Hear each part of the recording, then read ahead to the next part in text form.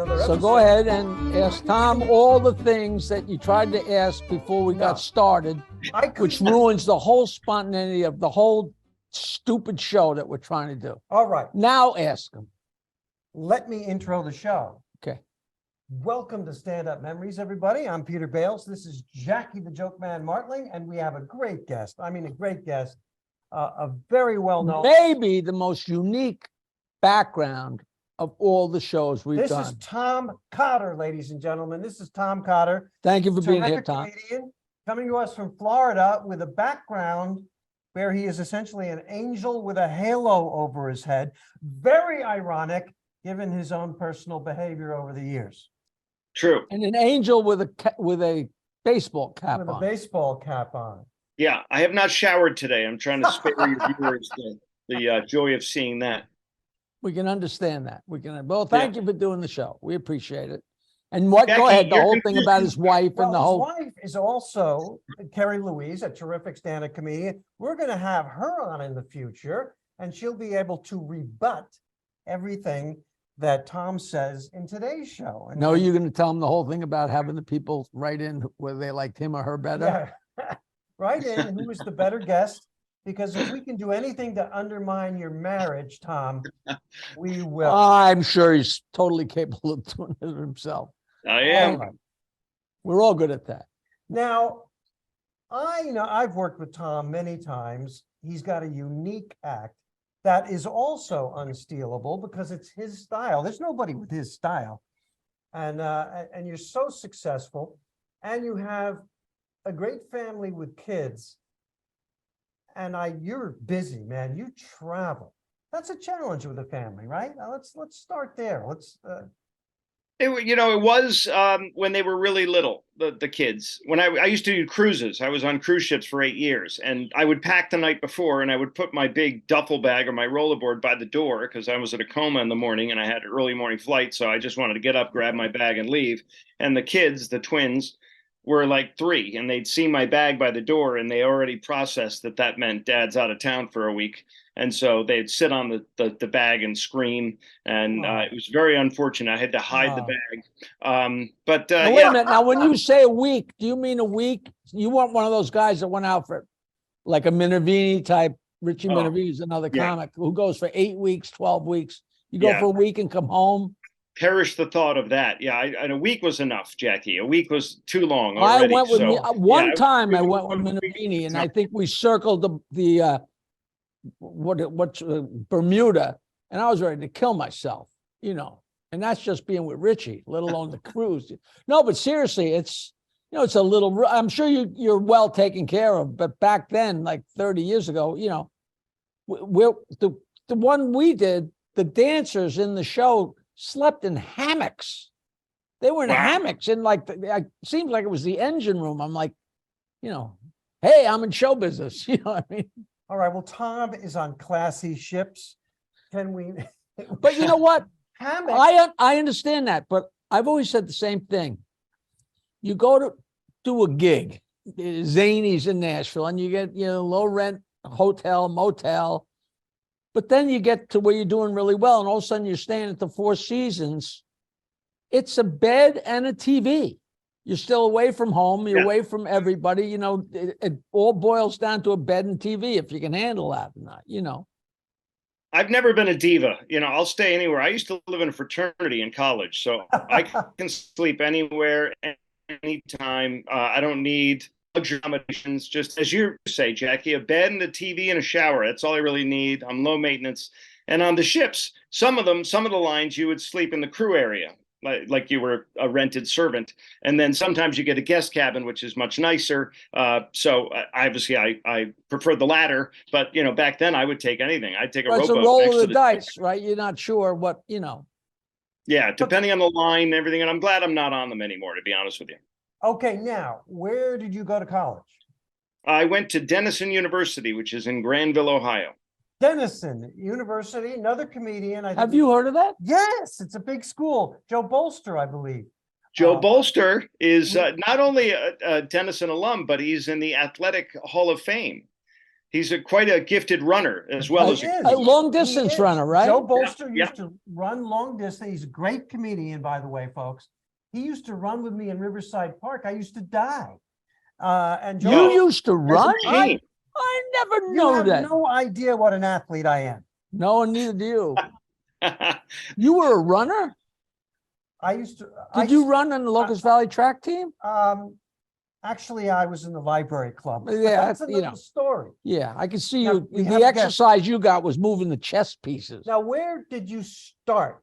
Where did you do your first few sets? Well, can I go back to Joe for a second? Because when I Yes. was at Denison, my sophomore year, he came back as a returning alum, and he had already done the Tonight Show. He was a big guy, Yeah. as you know. And so he came and did a performance. His brother was the coach of the swim team. And so every spring break, they would go to like Puerto Rico or the Bahamas, someplace as a swim team, and we would raise money for them. So it was like a benefit for these rich kids to go to the Caribbean, and he would facilitate that by coming and telling jokes and giving the proceeds to his brother as the swim coach. So he was one of the very first comics I ever saw live. And I remember watching the first show, and then he did a second show that night, and he did some of the same material from the first show, and I was completely disenchanted. I'm like, what the hell? The magic's gone. What is this I thought he was all making about? it up as he went along, right? As did I. But we've gone on to be good friends. I'm a huge fan of. He created the phrase where you get paid in advance for a gig, and then the gig gets canceled, but you still get paid. And it's big dough, no show, don't gotta go. And that's from Joe. Bolster, good friend of mine as well. Terrific comedian. Google him, those of you watching at home. And he is currently the coach of a girls' track team for an elite private school in New York City. And Wow. and loving it. That's what he does. He loves that. They're And, lucky to have him. Imagine him as a coach. He's the funniest guy in the world. great We coach. did a NASCAR thing years ago where you had to do the Winston Cup thing. And I had to talk to the drivers. I had never met the drivers before, so I was nervous as hell. And he kept sliding index cards on the podium in front of me with just disturbingly horrible things to make me act for no reason in front of these meathead redneck drivers. And I was like, Joe, I'm going to kill you. But he's just the funniest guy and such a pleasant guy off stage too. Big fan. Yeah, great Whoever character. thought that sliding index cards in front of somebody would be a workable thing to do to make them more funny? Whoever thought that? Where do you think I got the idea? From Bolster. Bolster and Tom Cotter. No, wait, when we first started out way back, like in the days of, probably before you, the days of the Rainy Night House and things like The that. Rainy I don't Night know if you, House. we used I to remember write that. crazy notes and send them up because it could be an announcement that, call home because the babysitter's dead or something.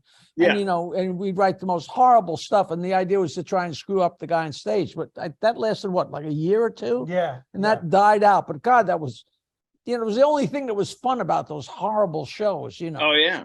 Joe was great. Just, adding levity backstage and everything. And he's such a great dude. His wife, Hillary, great. And he has twins and I have twins. So we bonded over that. That's nice. Great dude. But he's Now, really. how old are your subject to twins the show.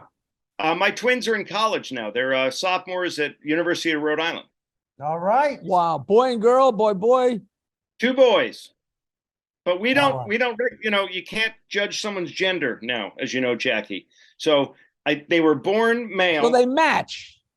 Yeah. Can you say that? They identify as tall black women because they don't like white privilege and they want reparations. So it's going to work out for them. But tell me where you started. Where did you do your first sets? There's a little club in Providence, Rhode Island called Periwinkles that has gone the way of the dinosaur. And that's where I first went on stage at an open mic night. And then shortly thereafter, because Rhode Island is not a booming comedy mecca, as you know, you either make a decision. You drive an hour north to Boston or you drive 3 hours south to New York. What were And you doing in Rhode Island? I lived there. I grew up there. My parents are from there, and that's where I went to high school and everything. So, and I love Rhode Island. It's still my, smallest in size, #1 in teen pregnancy. Very, very fine little state. But I had to get out of there, and so I moved to Boston, and I'm glad I did because that was a great proving ground. And until recently, I used to say that Boston was the best comedy proving ground. And then Richie Minervini, just unleashed on me how Long Island is actually where all the big guns came from. Not the city, but Long Island. He rattled them off, and I was just humbled. I had no idea. I don't know Well, what's I in the gotta water tell where you, you guys are. Go ahead. I got to tell you, and I knew about this Boston connection. He's answering questions I haven't asked yet, but that's terrific. I was going to ask you the difference between the Boston scene and the New York scene, and then the Philadelphia scene, and the Chicago scene. They're Boston, all so distinct. They are distinct, and Boston is magic, but so is the New York, and the Long Island scene is separate from the New York scene. Yeah. But you move from one to the other. Yeah. So, when I left Boston, people were fleeing like rats off a burning ship. It was unfortunate, but karaoke had come into the bars. Every bar had a comedy night until karaoke showed up and ruined it. And then it was oversaturated on TV, as you know, back in the mid 90s. Right. So everybody fled to LA and New York. And Carrie and I, my wife, who was my girlfriend at the time, we did both. And we loved New York more. It was closer. Give me a year. 1990? 96. So 96 is when we moved to New York. And I'm back in Boston this upcoming weekend. I'm at Giggles up there. So I still go back every once in a while. I love it. It's still where I kind of started, but it's no longer, unfortunately, home, I love it. I do a week there with Lenny and Lenny Clark and Christine at Burley, Giggles. This the first week in August, and this year Sweeney's going to be on the bill too. He's got like 4 headliners. Everybody does like 11 minutes, but that's such a great little club. God, it's so great. love it. And the food's great. The people are great. I love Saw. That's where I am this upcoming weekend. I'm at they Giggles. Bounce off the walls, man. Yeah, it's great. And they're so loyal, that fan base for that club, that they don't care who's there because it's Sweeney every week, it seems. But yeah, they keep coming back and they adore it. And Jackie, you were lucky to break into that because the thing about Boston was it was a closed shop. I know. I was very lucky. You know what happened? There was a place, I don't know if there was a place in Tampa funny enough, called Giggles, that was booked by a huge Coke dealer and his wife. And he was a maniac, but most of the clubs were like that back then. But Lenny must have worked same for one of the other towns on that coast of Florida. I remember it was late at night. The show was long done, and we were at a waitress's apartment really late. And all of a sudden, I heard this bang, and somebody came through the door, and I heard, "Where's Martling? I want to meet." Lenny had driven 2 hours to come to Tampa, and I actually missed my plane. The next day I sat there and fell asleep, and I opened my eyes and I said, "Where's the plane?" She said, the girl behind the counter said, "It left already." "Well, you don't wake me up," because he had kept me up the whole night. And then we've been just asshole buddies for 40 years. He's such a great character. He's still the king of Boston. Yeah, he still walks on water up there. He really does. And to be accepted into that little group, like you say, it's like, it's flat. Not easy. Many tried, many failed. So the fact that you made it through that, because they always, they would actually try to sabotage the New York comics that would come up. They'd put on Don Gavin in the middle and have some Laura Keitlinger, I remember, came up from New York to do. And, God bless Laura, she's very funny, but you're not going to follow Don Gavin in Boston doing half an hour in front of you. You're just not. So they would sabotage these poor acts from LA and New York when they came. Still fighting the Babe Ruth curse. You know what I mean? They are still bitter. You're right. Actually, I felt welcomed. I did a year in Boston. Chance Langton, I was doing those gigs, and I was doing. I had so much fun. Tell the audience, Chance Langton's a guitar playing, song So parody, guy who booked all kinds of crazy gigs. Boston, it was such a comedy town, and I imagine it still is in many ways. Well, you were both, and well deserved, able to crack through that barrier. It's like Trump built a wall around the New York comics, not letting them. Right.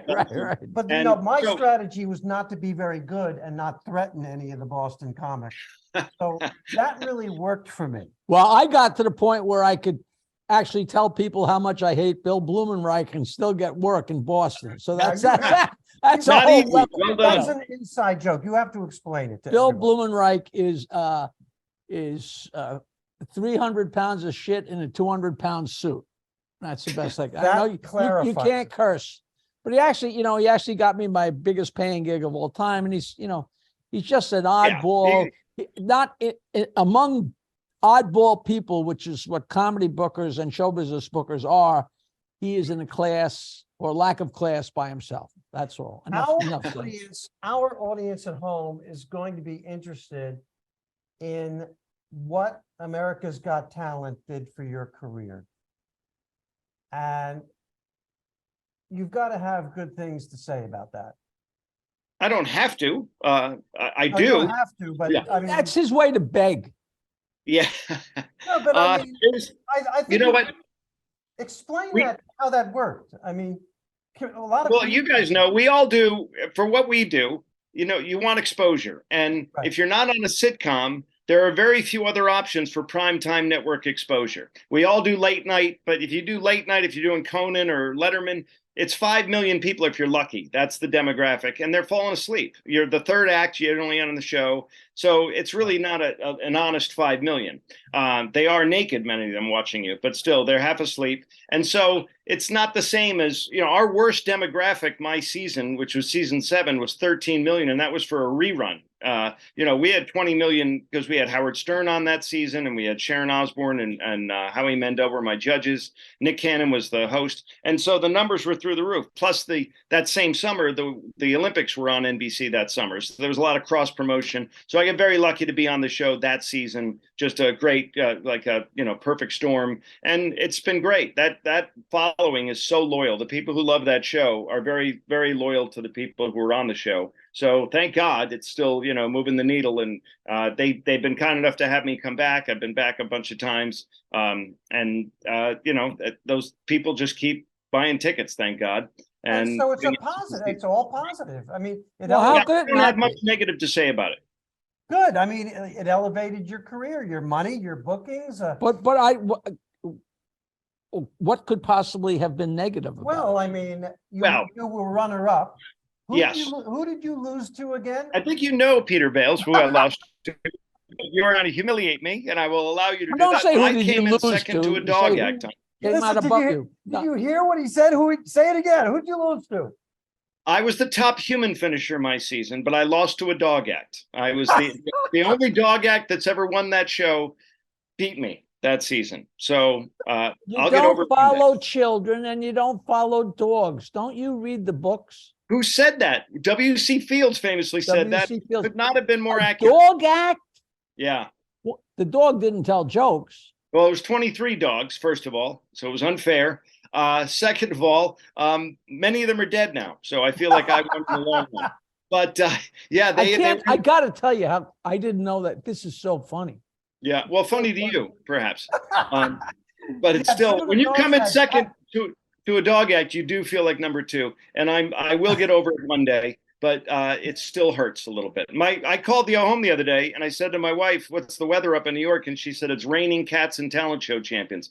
Which I love that. That's a great. That's so funny that you came in number 2, and with 23 dogs running around, there must have been plenty of number 2. And the problem was some of the dogs had tighter setups than Tom did. That just keeps writing its, man. the stories like that and the stories of Star Search and the things that happen to people. The story of John Mulrooney, who was on Star Search and it was hysterical, by the way. I love Mulrooney. Yeah, competing against Rosie O'Donnell. And his set was far and away better than her. So he's standing next to her, and they say, "And the winner is," and before they said the winner, you can see this on tape. He's like waving to thank the crowd, and they say, "And the winner is Rosie O'Donnell," and he bows away and he backs up. It's just so classic, It's just so wrong, A lot, there are comics that have had a bad experience on AGT, but I think most of them don't throw it under the bus the way they did Last Comic Standing. Last Comic Standing, as you remember, was all pre-taped. So they can manipulate it any way they wanted through editing, which they did. They inserted the sound of crickets behind 2 friends of mine on that show. And there were no crickets in the comedy club, maybe some roaches, certainly no crickets. Everybody said that Star Search was absolutely, totally on the up and up and up.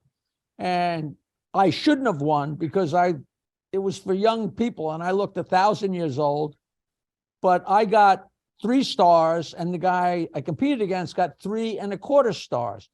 But when they put up my results, I looked over and I saw 3, 2, 4, 3, which was a 3.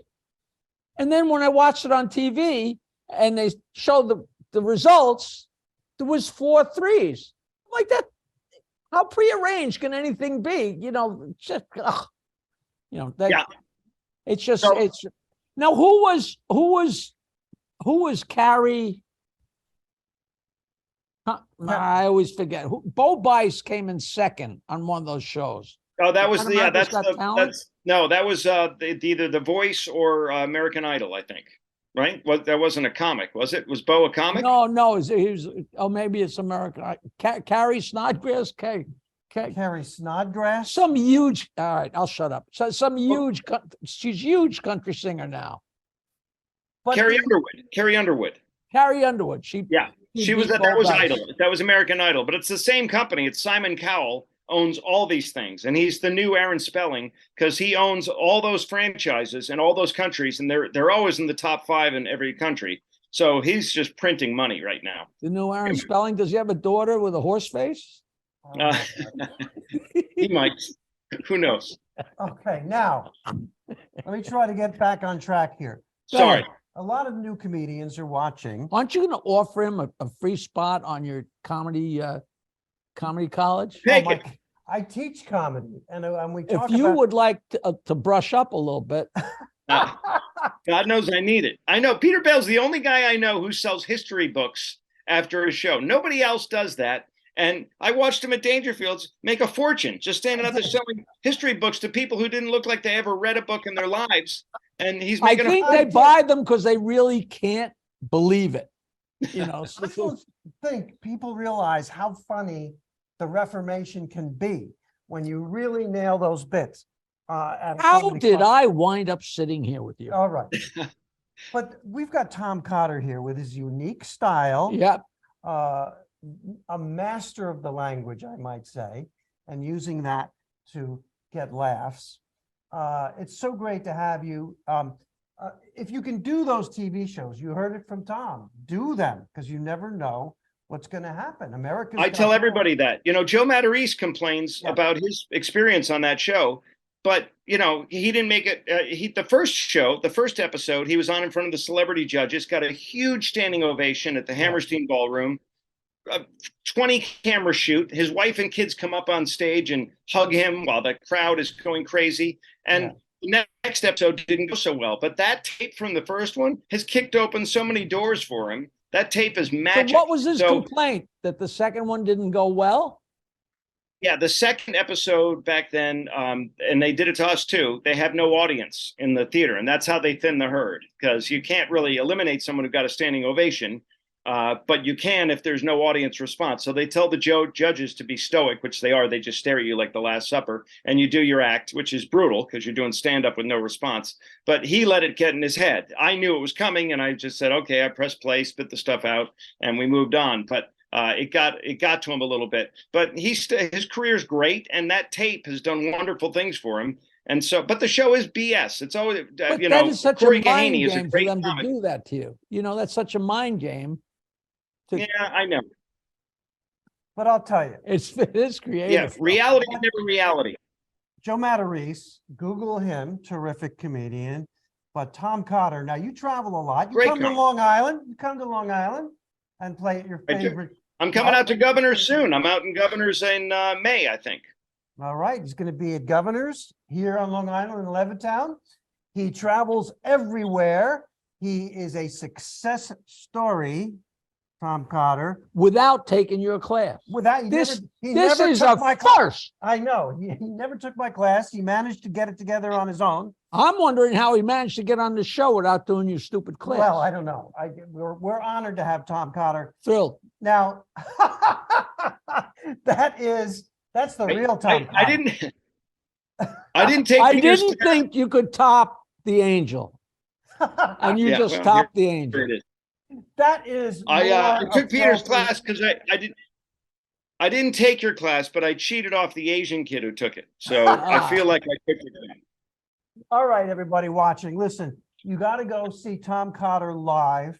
In the near future, we're having his lovely wife, Carrie Louise, on, who will rebut everything you heard. And I think we should have Tom again. And the next time we have him, I want to see if the toilet paper roll is more empty.